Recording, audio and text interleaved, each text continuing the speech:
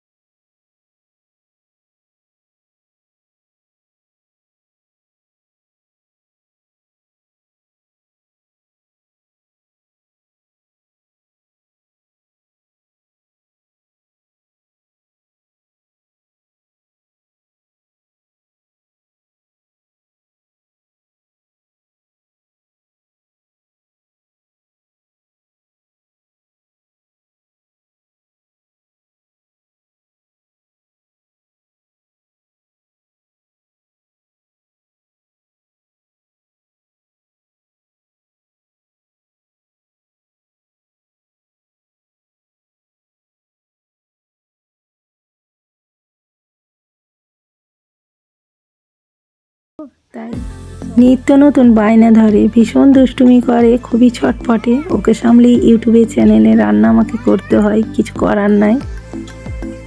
এই যে ওইভাবে বদমাইশিপনা করছে, আর ঠাকুমা হাসছেন।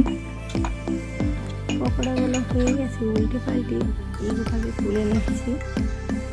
কতটা লোভনীয় হয়েছে, তাই না ফ্রেন্ডস? আবার এইভাবে শাশুড়ি যেভাবে বললো এইভাবে দেওয়ার চেষ্টা করছি, দেখছি খুব ইজি।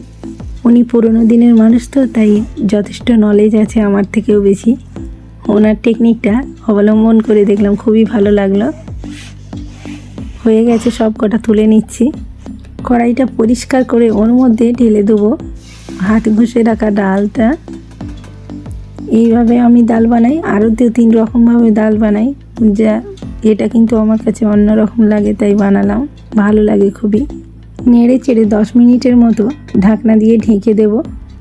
10 মিনিট পর খুলে এর মধ্যে ডাঁটাগুলো ছিলে রাখা দিয়ে দেব, আর স্বাদ অনুসারে একটু লবণ দিয়ে দেবো।